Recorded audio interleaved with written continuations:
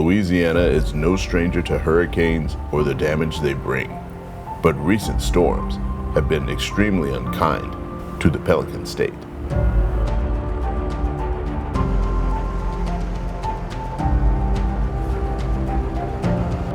This year, Hurricane Ida left many residents in some of the most dire situations imaginable.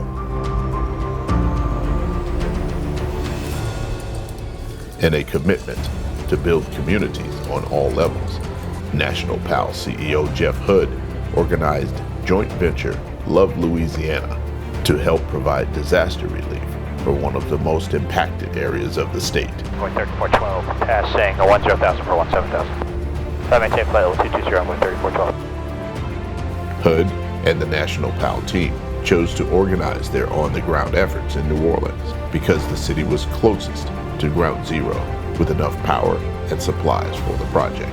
As we all know about the recent Hurricane Ida, National PAL just felt that it was essential for us to give back to communities. We have several other PAL chapters from across the country as well as here in Louisiana. We're all coming together, converging. We're getting ready to plan and start picking up some items that we're taking to Lafourche, Louisiana, to bless that community and those persons that are dealing with the disaster relief effort that we're doing called Love Louisiana.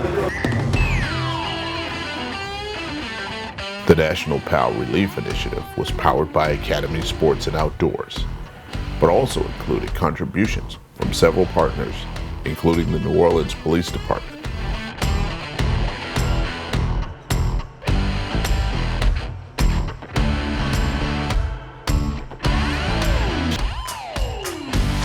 Academy Sports and Outdoors provided products such as tents for residents who'd lost homes.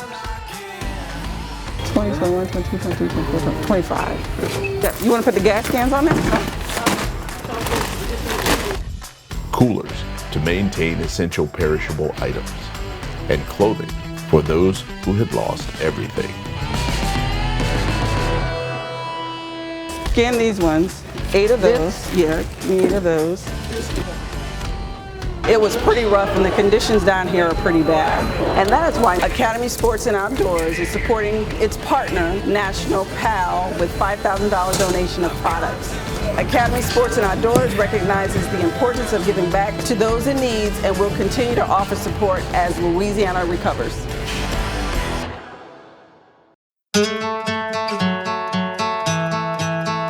Zapardo's, a local grocery store in nearby Metairie, Louisiana, helped the National PAL Alliance fulfill part of their goal to provide hot meals for residents who showed up in need. That Clorox, with some 490 they got it.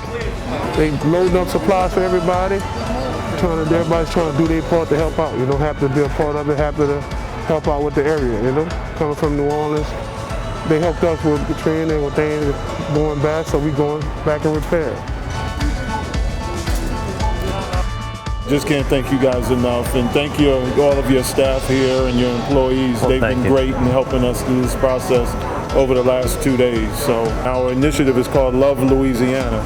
So we're helping you and you're helping us to be able to provide love to Louisianians. So well, thank you. Thank you for what y'all do, and appreciate you helping bringing our community back. Definitely. Well, they're talking about they may not have power back until sometime in October.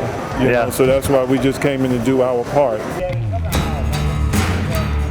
Santerre, you get behind them with the food, and the rest of the mock cars falling behind. Me and Carl gonna be up front blocking traffic, so just need everybody to stay tight. This week's target for relief was Lafourche Parish, a remote area that lies about 80 miles from the city of New Orleans.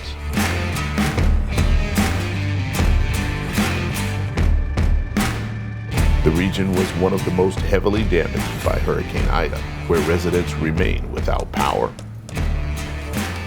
housing, and many of the most essential items. Developments that left another of New Orleans' own saddened, but ready to lend a hand.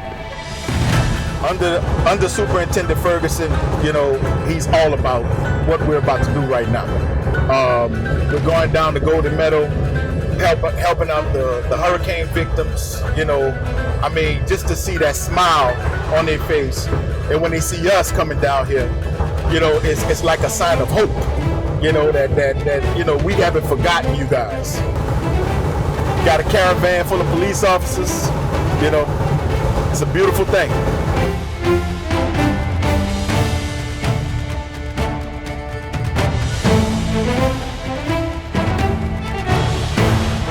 First Baptist Church in Golden Meadows is the staging area for relief efforts, one of the few places in the parish to be spared heavy damage by the storm.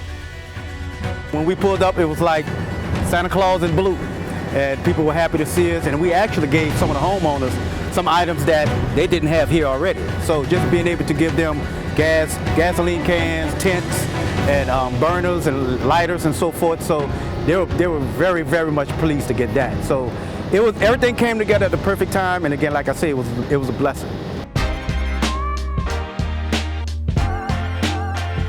Pastor Matthew Chowist and his congregation of volunteers works daily to fill the void with much needed assistance from groups like National PAL, NOPD, and the Bridge Agency Incorporated. We did bring the detergent, the cleaning stuff that you had asked about, repellent. Wonderful. Brought a bunch of repellent. I tried to go down your list that you was telling me. I was loading the truck and I was looking at it, smiling ear to ear, so yes, amen. And propane as well, but we did bring gas. Okay guys, I got some boys' clothes right here. Okay. Some of them might be a little bit big, but they'll be able to grow into them. They'll grow into it. Absolutely. Thank you, baby. Bye. Bye.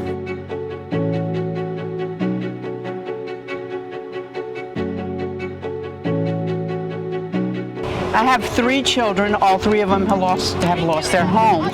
My specific problem is not so much staying cool, but I'm a diabetic, so insulin has to be refrigerated. It's just our turn to come down here and try to help them out a little bit. We got tore up too, but we started to get our things lined up and get things happening over there. We got electricity.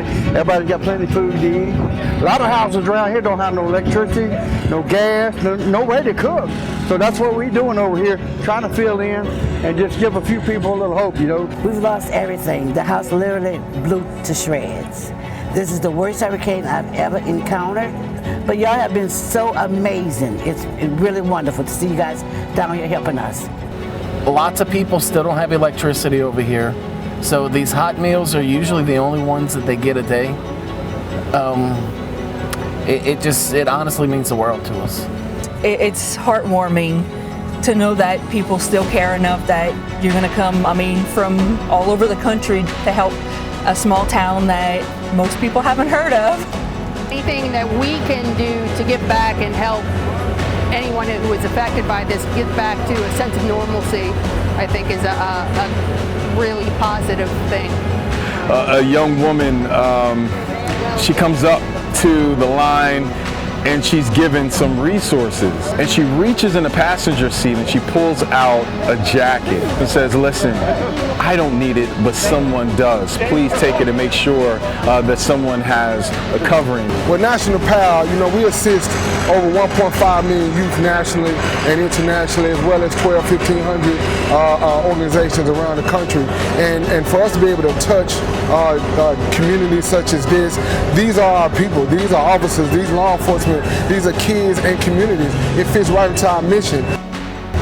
Trucks have been coming from all over this nation, God's people from everywhere, just saying, hey, how can we help? How can we help?